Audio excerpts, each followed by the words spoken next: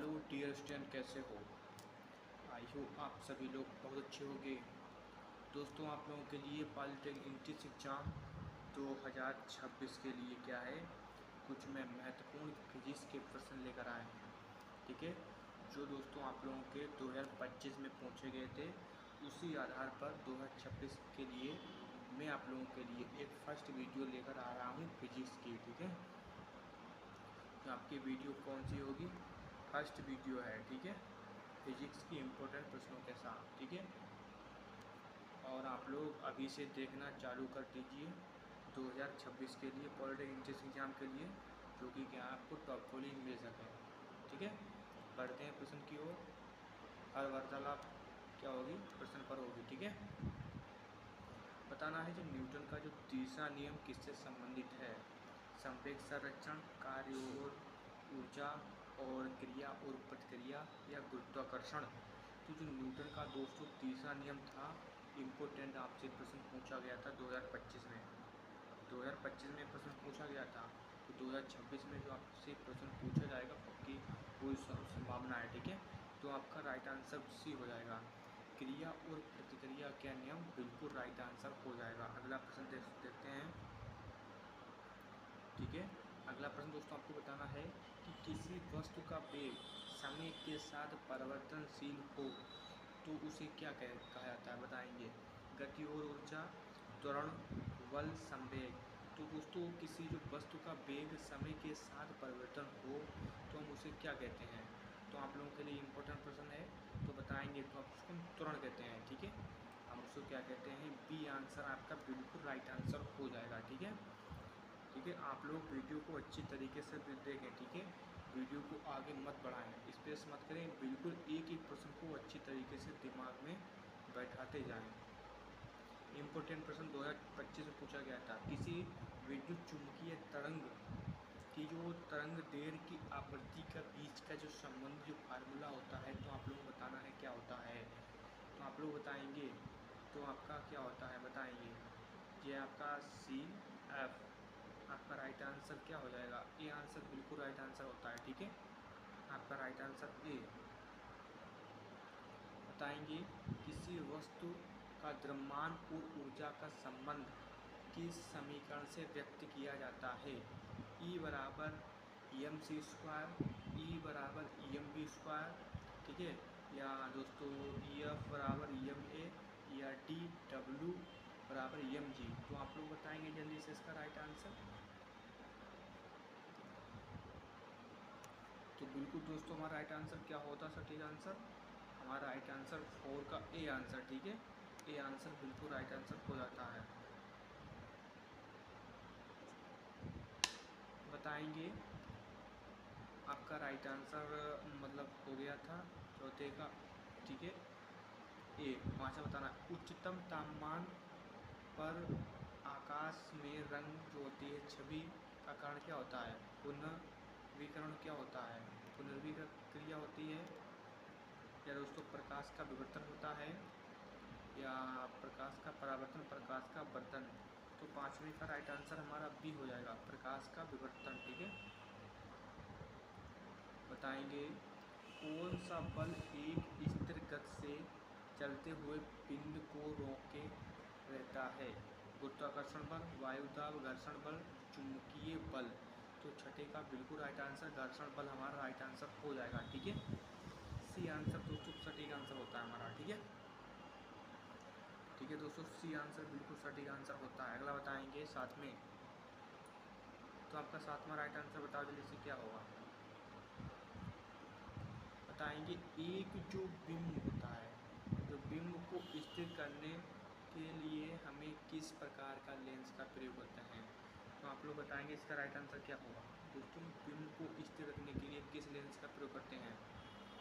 इसका उत्तल लेंस का प्रयोग करते हैं। उत्तल लेंस का, संकेंद्रीय लेंस, या किसी लेंस की आवश्यकता नहीं होती है। तो हमारा उत्तल लेंस होता है। ठीक है, राइट आंसर हमारा क्या उत्तल लेंस हो जाएगा। ठीक है, हाँ ठीक है, उत्तल लेंस। बताओ इसका, बताओ इम्पोर्टेंट प्रश्न दोस्तों आप लोगों के लिए आ चुका है कि जो विद्युत धारा का दिशा किससे निर्धारित होती है। तो दोस्तों विद्युत धारा होती है वो किससे निर्धारित होती है? आवेश के जो दिशा होती है उससे, या इलेक्ट्रॉनों की दिशा, वोल्टेज की दिशा, या किसी भी दिशा से नहीं। तो जो विद्युत धारा आई होती है, ठीक है, जिसकी दिशा पर निर्धारित होती है। तो 8वें का बिल्कुल राइट आंसर हमारा क्या हो जाएगा, आवेश जो होता है क्यू की दिशा से होती है, ठीक है, आवेश, ठीक है, आई बराबर क्यू टी, ठीक है, आपका राइट आंसर, ठीक है, आंसर क्या होगा, ये आंसर सही आंसर होता है। बताएंगे किसी स्थिर वस्तु का बल समीकरण किस पर आधारित है, ऊर्जा के कानून पर, न्यूटन के पहले नियम से, न्यूटन के तीसरे नियम से, न्यूटन के दूसरे नियम से। तो किसी स्थिर वस्तु का जो बल का किस समीकरण किससे आधारित है, तो हमारे न्यूटन का फर्स्ट लॉ, ठीक है, नियम, फर्स्ट आंसर हो जाएगा। वह वस्तु पर बल लगने से उसका जो गति में क्या परिवर्तन होता है, गति की दिशा बदलती है, ठीक है, या गति पर परिमाण जो बदलता है, या गति का परिणाम और दिशा दोनों बदल सकते हैं, या कोई परिवर्तन नहीं होता है। तो हमारा 10 का राइट आंसर सी होता है, ठीक है, हमारा राइट आंसर सी हो जाएगा, ठीक है, क्या होता है सी आंसर, गति का परिणाम और दिशा दोनों बदल सकते हैं, ठीक है।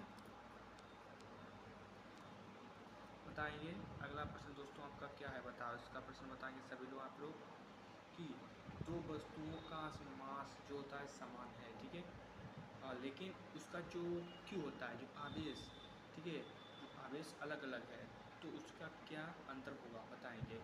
ए कहता है उसके तापमान में अंतर, बी कहता है उसकी गति में अंतर, सी कहता है उसके घनत्व में अंतर, और डी कहता है उनका आकार अलग होगा। तो ठीक है, 11वीं का राइट आंसर आप सभी लोग बताएंगे इसका राइट आंसर क्या होगा। तो बिल्कुल राइट आंसर हमारा बी आंसर होता है, ठीक है, उनकी गति में अंतर, ठीक है, बी आंसर सटीक आंसर हो जाएगा। दोस्तों आप लोग पॉलिटेक्निक एंट्रेंस एग्ज़ाम 2025 तो निकल गई है, और दोस्तों 26 के लिए दोस्तों आप लोगों के बहुत इंपॉर्टेंट प्रश्न है, ठीक है। तो वायु गति के सिद्धांत को, ठीक है, कौन सा मतलब प्रयोग संबंधित है, तो जो वायु गति के सिद्धांत से कौन सा प्रयोग संबंधित है बताएंगे, 12 का बताएंगे, ठीक है, न्यूटन का सिद्धांत था, बर्नौली का सिद्धांत, फर्सनर का सिद्धांत, या दोस्तों फॉल्ट जनमेंट का सिद्धांत।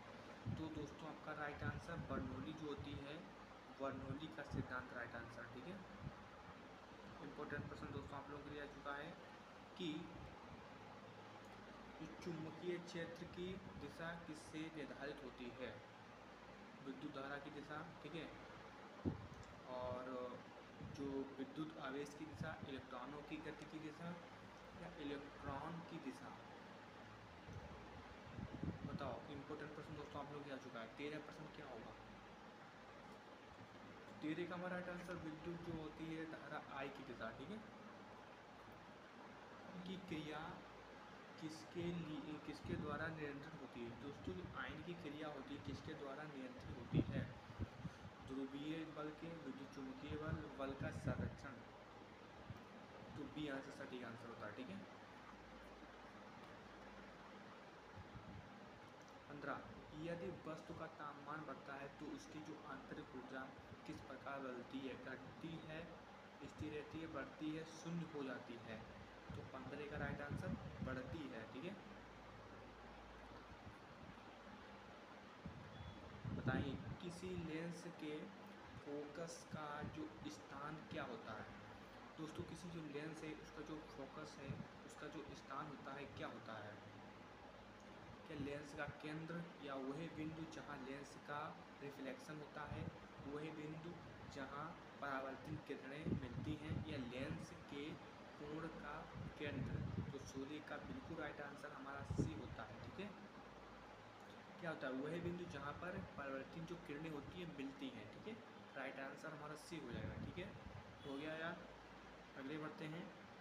तो दोस्तों आपको अभी से तैयारी करनी चाहिए, ठीक है, तभी आपको कॉलेज मिलेगा, ठीक है। बहुत बच्चों की 2025 में रैंक बहुत कम आई है, किंतु प्रश्न बहुत थोड़े अच्छे आए हैं। तो आप लोग अभी से चालू पढ़ाई कर दीजिए, ठीक है, हाँ, तभी आपको कॉलेज टॉप मिल पाएगा पॉलिटेक्निक एंट्रेंस एग्ज़ाम 2026 के लिए, ठीक है। आप लोग इंटर में हो या हाई स्कूल में हो, तो अभी से वीडियो देखो रोज़, ठीक है, और इस चैनल को जरूर सब्सक्राइब कर लें, ठीक है। इसके माध्यम से आपको हर एक इम्पोर्टेंट वीडियो मिलेगी। एक बल का विकर्ण, ठीक है, क्या होता है? द्रव्यमान होता है, रेखीगत होगा, कार्य होगा या यांत्रिक ऊर्जा होगा। तो 17 का हमारा सी कार्य होता है, डब्ल्यू वर्क, ठीक है। बताएंगे इलेक्ट्रो, ठीक है, इलेक्ट्रोस्टैटिक्स किससे संबंधित है? विद्युत चुंबकीय क्षेत्र होता है या विद्युत बल और आवेश या बल का संरक्षण या गति ऊर्जा। तो बिल्कुल राइट आंसर हमारा हो जाएगा 18 का बिल्कुल राइट आंसर। तो हमारा 18 का राइट आंसर क्या होगा? आप लोग बताएंगे बी, ठीक है, विद्युत बल और आवेश, ठीक है, राइट आंसर। ध्वनि की गति किसमें सबसे तेज होती है? दोस्तों ध्वनि होती है, ध्वनि की सबसे गति सबसे तेज किससे होती है, मतलब किसमें होती है सबसे तेज? बताइए 19 का। गैस, तरल, ठोस, हवा। तो दोस्तों आप लोग बताएंगे जल्दी से क्या होगा 19 का। तो हमारा ठोस होता है, सबसे अधिक होती है, ठीक है।